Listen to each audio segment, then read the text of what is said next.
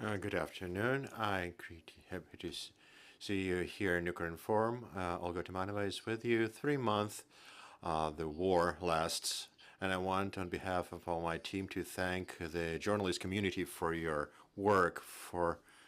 Because it's because of you the world knows the truth. The world knows about the Russian aggression and about heroic resistance of Ukrainian nation. Briefly about our agenda, at 1:30, Deputy Head of Minister of Ukraine, Hanna Meller, will join us. Andriy Ostrovsky, that's the Head of Strategic Communications Department at the Office of Commander-in-Chief of Armed Forces of Ukraine, and also Vyacheslav Ryevsky. Our colleagues will present the study project on conducting war by Ukrainian army.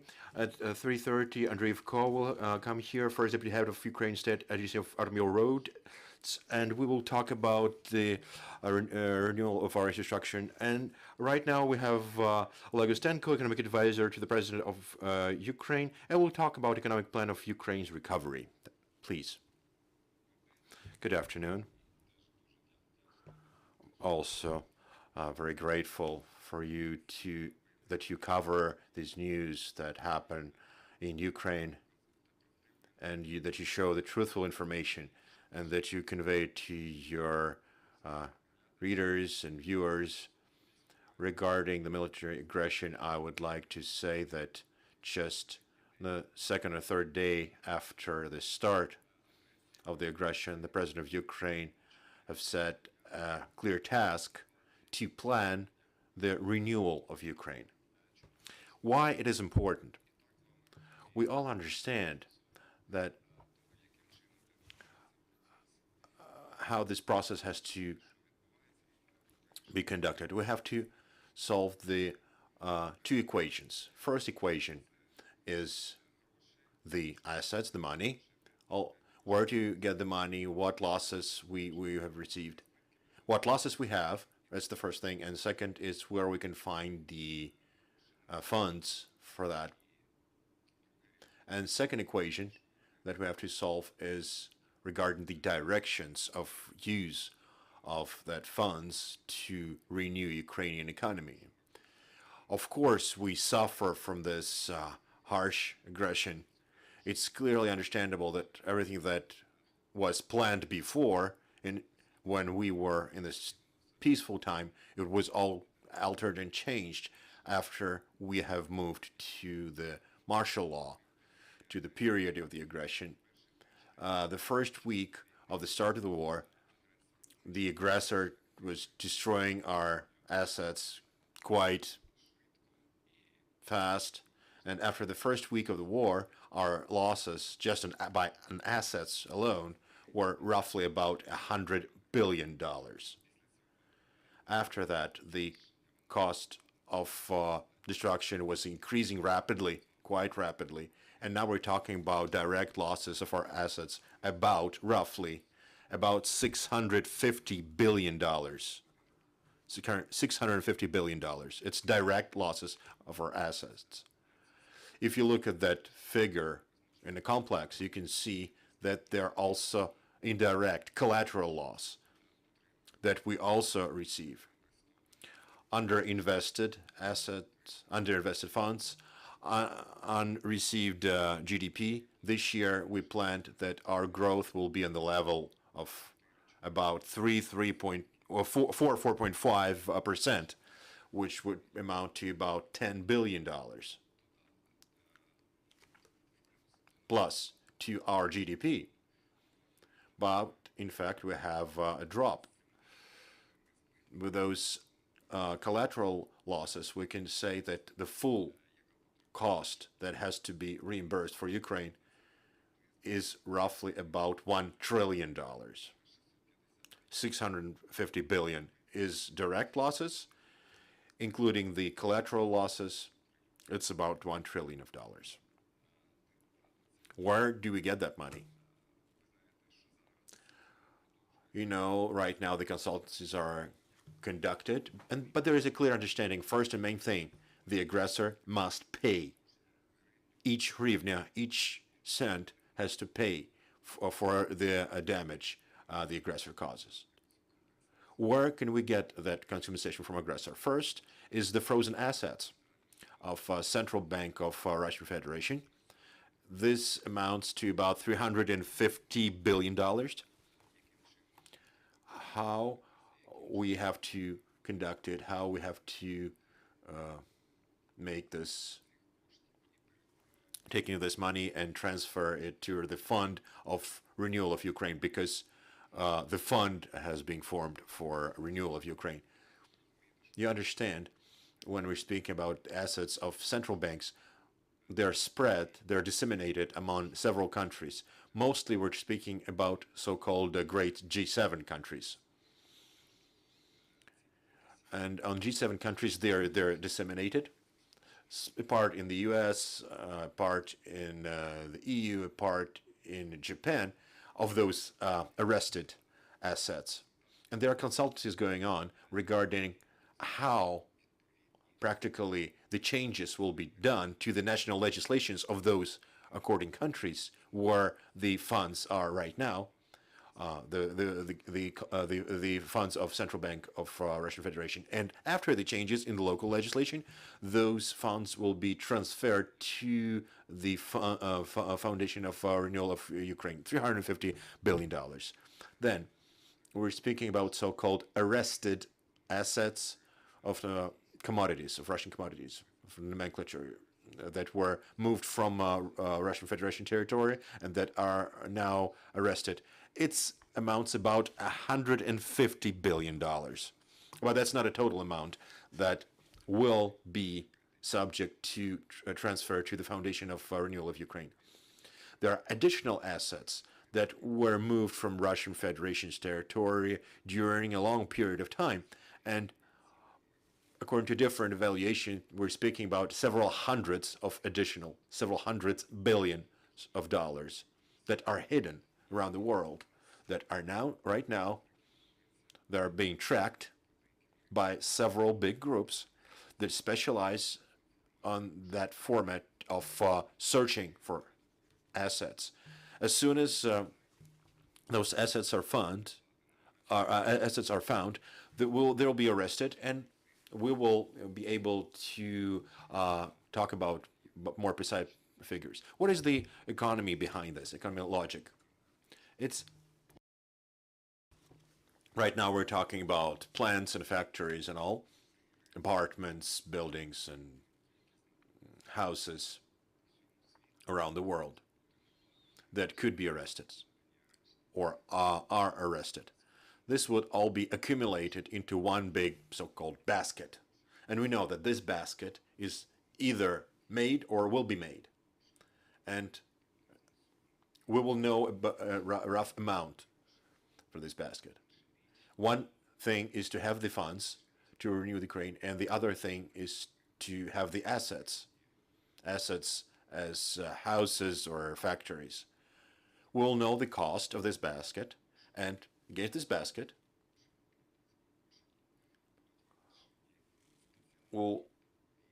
the certain debt vexels debt papers will be signed that will be sold on the international financial market, those debt papers.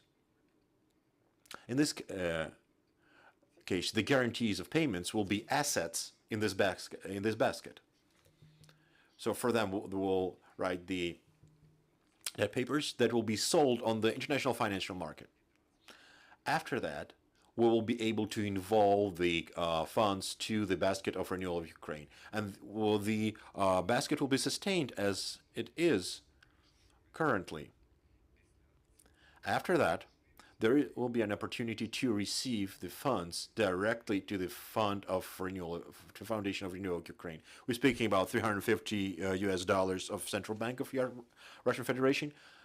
Also, additionally, 150 billion from arrested assets that are arrested already of Russia.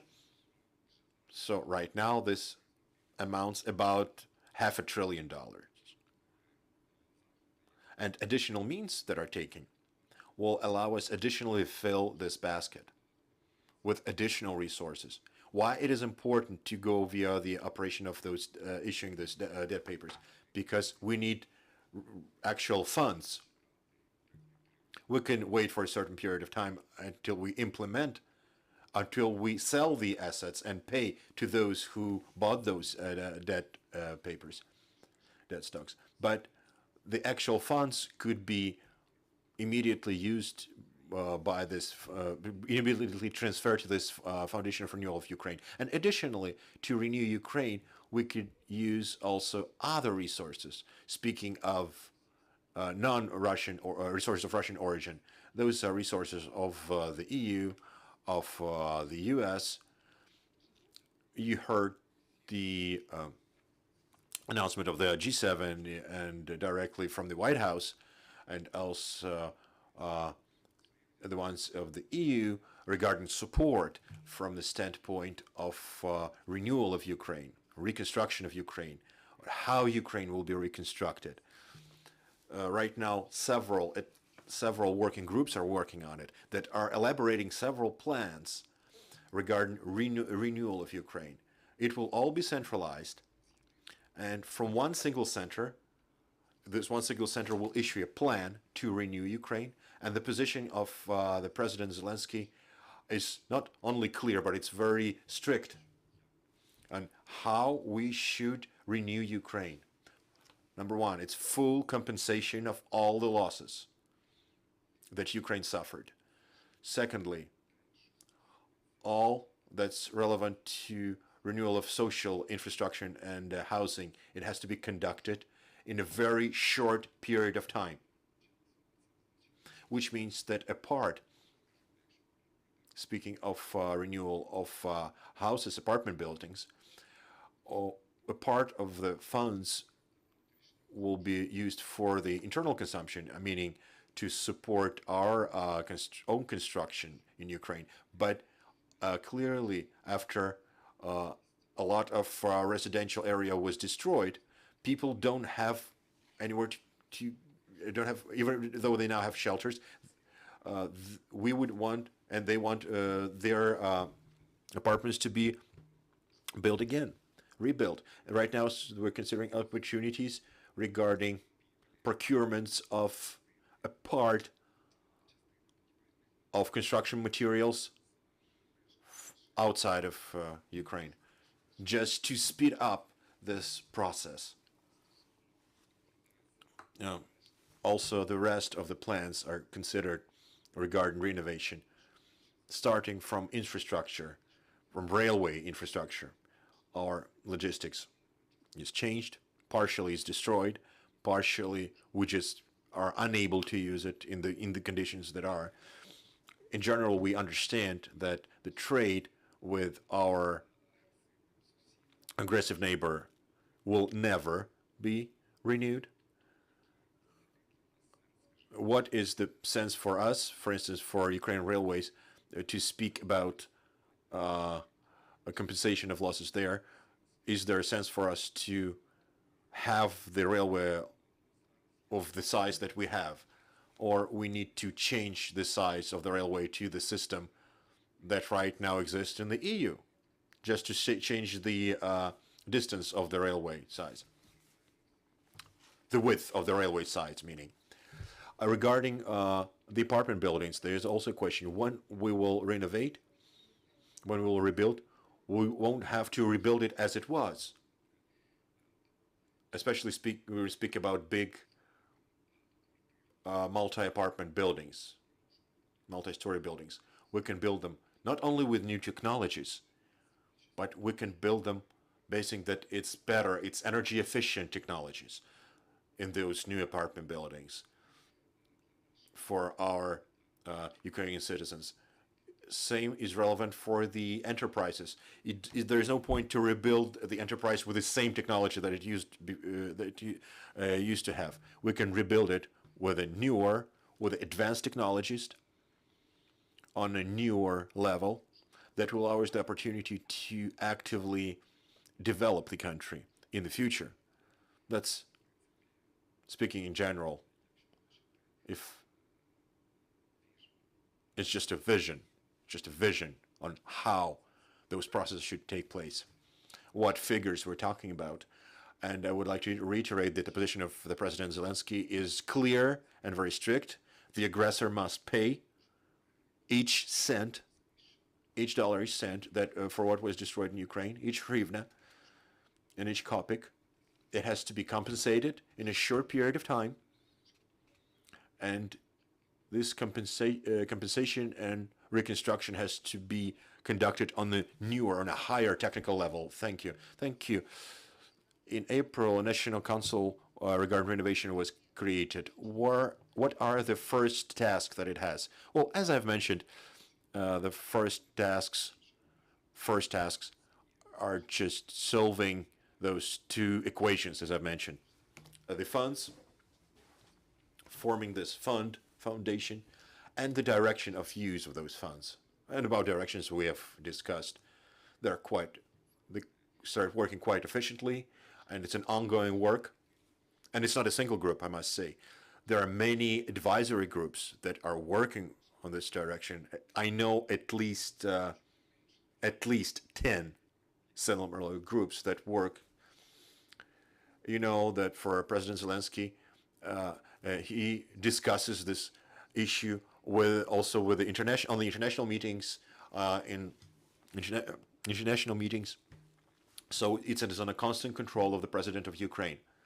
Speaking of the second group of support, where our efforts are aimed at, so it's the support that we will not return. It's just we're not speaking about Russian money. Yes, all that's about our debt policy and also about the policy on renovation of Ukraine. Yes, of course, we receive now grant money, the money that we won't have to return, but also we receive credit resources. Regarding the policy that overall the debt policy of the state, we try to do everything possible to increase the share of grant money, meaning those that are not to be returned and they will not pay the percentage of it, to decrease the part of the debt money that has two main characteristics. We have to return them, we have to pay a percentage of them. In other words, in general, speaking of debt policy, the trend is more grant money and decreasing the part of debt resource. And regarding the policy on renovation, it's not about using debts at all. It's only about grants. And there is an understanding about the figures.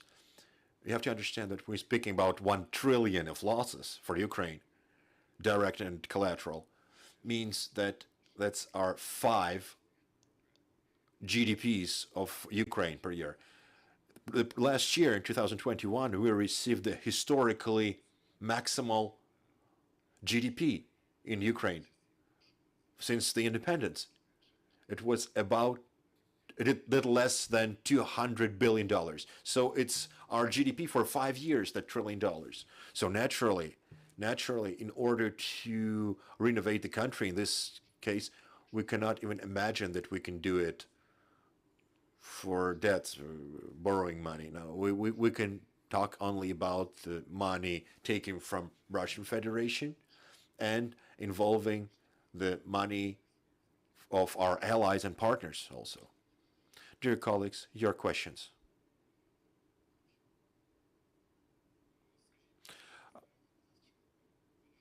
Voluntarily conform. To what amount of Russian assets are now in Ukraine and how they will be aimed at renovation of Ukraine? Speaking of the big picture overall, what is in Ukraine, we're speaking about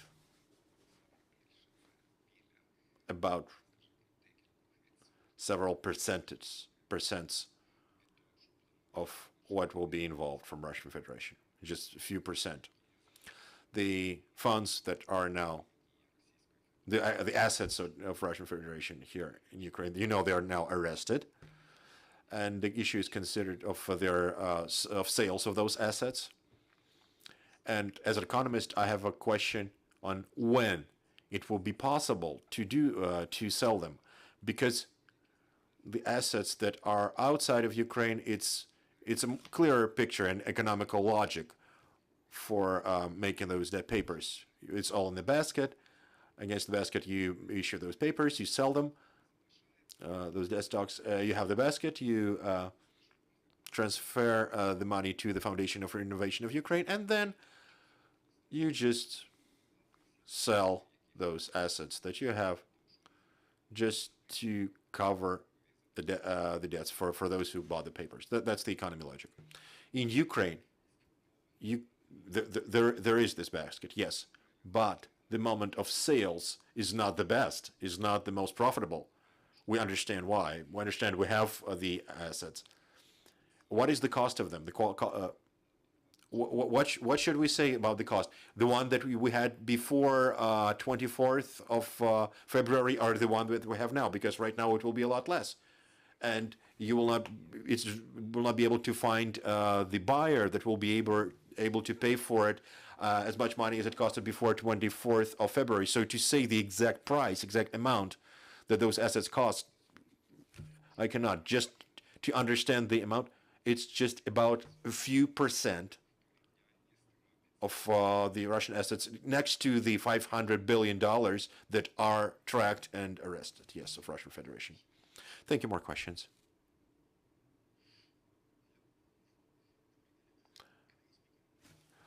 Yeah. And my name is Nicolas Corrovered. I'm a journalist for B2. This is a French and European media and based in Brussels. I just want to have a question on the question of the waste of money, because we know this was a problem in the past with a lot of subsidies grant from international funds or European funds. They wasted in corruption, and sometimes they don't arrive to the project. How do you do now to avoid this problem? Because if 50%, for example, is waste in that, maybe it is not. It is prevents some intention of the donator to do that, to give money. Thanks very much. Мені треба перекласти це питання, що всі розуміють його, да? Тобто питання йде з приводу того, що question is that the French colleagues is interested in regarding corruption risks that are possibly in Ukraine, and says that there were times when almost 50% of grant money were, as far as I understand, just stolen. Working over 30 years in economical policy, even I never saw the figure of 50%.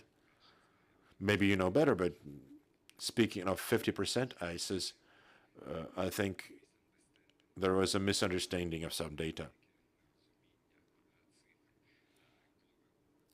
When you speak about 50%, it was just the only. It was 50%. There was the only time when I saw it. It was the level of shade economy of Ukraine, But there was 54%. But that's a different thing. But regarding corruption, there was not even close to that figure. There were a lot less. But this is a clear question and very relevant, of course. First, we have to understand that Ukraine is fully changed now. The war changed it all. Deaths of our people just changed it all. No one will not allow, first, I mean also the civil society, to have that corruption, especially the high corruption that you're speaking about, for it to exist after the war. That's the first thing. The second prevention from it, that we're sure that it won't be corruption. Yes, we had corruption. It was high corruption. And even in these difficult times, we heard different corruption schemes that were done in the previous years in Ukraine. But when Ukraine becomes the member of candidate of the EU, it's one of the preventive measures granting on which we can say with 100% guarantee that corruption will be fully overcame by civil society, firstly, and by the European track that will allow not only minimize corruption, but decrease it to the level of no more than the one of the European Union. If you recall the experience of joining to the EU by Bulgaria, Romania, for instance, I don't remember how many years ago, how many decades ago that was, maybe 15 years ago, yes? If you recall their experience, you can recall that both Bulgaria and Romania, for them, there was a delay to join the EU, even regardless that they were the candidate countries, by a year. Why? Because they had big problems, huge problems with other countries on corruption and what's called organized crime. And those problems were solved. Those two preventive mechanisms will allow us to surely say that we will not have corruption. Also, please add that when we're speaking about the European track, and it's actually the track that has to be there, and it will be involved from the standpoint of renewal of Ukraine, it's clear that the one who pays the money has all the opportunities to fully check and have the access to all that, to track each euro that is spent here in Ukraine on those programs. And it's a sustainable practice. We don't have to, the EU don't have to invent the wheel here. Neither nor Ukraine has to invent the wheel here. It's a sustainable practice. We just have to cooperate here. And that's it. And this will allow the opportunity to greatly decrease the corruption. And I can say that the country now and the country before 24th of February, they're different. They're different also in a sense that no one in the civil society will tolerate even minimal corruption, Thank you very much. Thank you for joining us. I'll recall was Oleg Ustenko with us, advisor to the President of Ukraine on economical issues. I say that in 5 minutes there'll be a presentation of the training program on the rules of conducting of